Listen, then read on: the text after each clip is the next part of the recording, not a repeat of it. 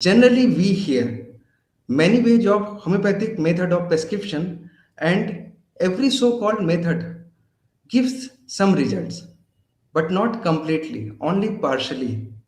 Because whatever way we follow is the only one branch of the complete tree, and its root is connected to the Dr. Hahnemann's inductive method.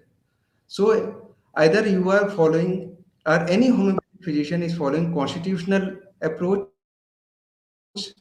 or therapeutic approach through miasm, body build, sensation, mind, rubric, pathology, etc. They have to go through the Dr. Hahnemann's inductive method.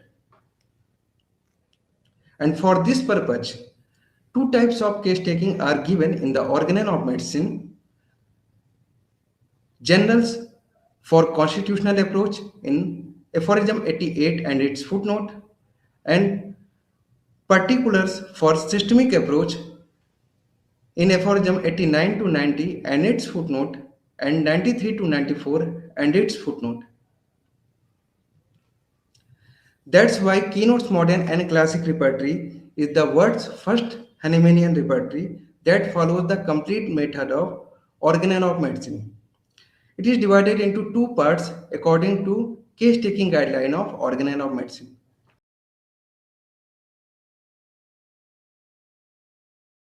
ये भी जानना जरूरी है कि जो फिर हम इतने मार्केट में सुनते हैं हमारे होम्योपैथिक सिस्टम में कि इतने तरह की मेथड है, फिर ये क्या है, इसके बारे में भी हमको जानना चाहिए। देखिए, अगर आप सारे मेथड को ध्यान से देखें तो सब में लगता तो वही मेथड है, कीनोट मेथड है, कीनोट कैरेक्टरिस्टिक जो भी आप कह लीजिए, बस सबने अलग अलग नाम दे दिए। ये डॉक्टर हनीमैन का जो मेथड है ये पूरे विशाल वृक्ष की तरह है जिसकी कई सारे शाखाएं हैं, ब्रांचेज हैं। एक ब्रांच किसी ने पकड़ लिया उसको माइजमेटिक अप्रोच बता दिया, दूसरा किसी ने पकड़ लिया उसको बॉडी अपीयरेंस बॉडी बिल्ड के हिसाब से एक अप्रोच बता दिया, किसी ने पैथोलॉजिकल अप्रोच बताया, किसी ने सेंसेशन, किसी ने माइंड एटसेट्रा, किसी ने कुछ और बताया। सबने एक एक ब्रांच पकड़ी और बताया कि हाँ ये पेड़ है, लेकिन ये सारी ब्रांच का तो कोई फायदा नहीं उठा पा रहा है, जबकि ऐसा तो पॉसिबल है ही नहीं कि आपको हर तरह की डिजीज एक ही अप्रोच से ठीक हो जाए। अगर ऐसा होता तो फिर फेल्योर क्यों आता है? फेल्योर आना ही नहीं चाहिए। इसका मतलब लिमिटेशन कहीं ना कहीं है ना। अलग अलग तरह की डिजीज होते हैं, अलग अलग तरह के अप्रोच होते हैं, तो कहीं पे कॉन्स्टिट्यूशनल अप्रोच लेना पड़ता है, कहीं पे थेराप्यूटिक अप्रोच लेना पड़ता है, लेकिन सबका जोड़ जो सोर्स है, जड़ है, वो कीनोट्स ही है। आप कोई भी मेथड अप्लाई कीजिए, आपको जाना तो कीनोट्स के थ्रू ही जाना पड़ेगा।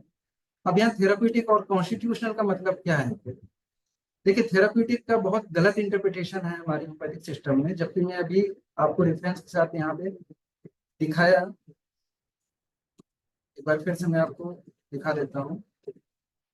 यहाँ पे देखिए ऊपर में ही थेराप्यूटिक वर्ड यूज कर दिया गया है, थेराप्यूटिक डायग्नोसिस वर्ड यूज किया गया, बाद में नीचे भी थेराप्यूटिक वर्ड यूज किया गया है। ठीक है, तो हमारी होम्योपैथी में ऑलरेडी थेराप्यूटिक वर्ड यूज हुआ और थेराप्यूटिक अप्रोच यूज हुआ है, ऐसा नहीं है कि नहीं हुआ है।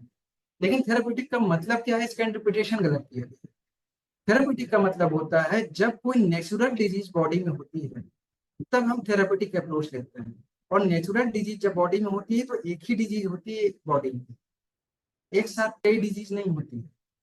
लेकिन जब एक साथ कई डिजीज होती है, या फिर वो जो एक डिजीज थी वो कॉम्प्लिकेटेड हो जाती है, या फिर आर्टिफिशियल क्रॉनिक डिजीज आ जाता है, या सेपरेशन के बाद कोई डिजीज डेवलप होती है, तब वो कॉन्स्टिट्यूशनल अप्रोच में जाता है।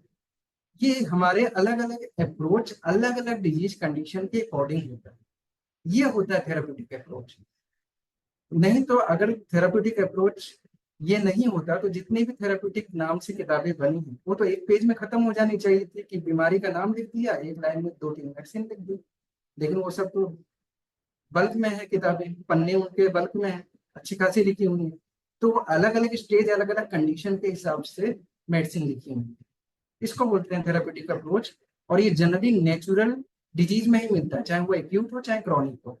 इसलिए ऑर्गेनन का जो डिजीज का नॉलेज है वो क्लियर होना चाहिए, तभी ये चीजें हमको क्लियर होंगी।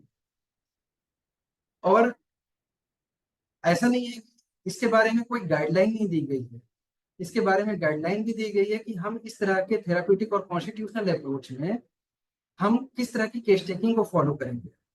तो हम कॉन्स्टिट्यूशनल में जनरल्स के लिए एफोरिज्म 88 और इसके फुटनोट में केस टेकिंग की गाइडलाइन दी गई है, और थेराप्यूटिक के लिए पर्टिकुलर के लिए एफोरिज्म 89 से 90 और इसके फुटनोट में, और 93 से 94 और इसके फुटनोट में गाइडलाइन दी गई है कि हमें कौन कौन से सिम्टम्स को कंसीडर करना है केस टेकिंग में और कौन कौन से नहीं करना है।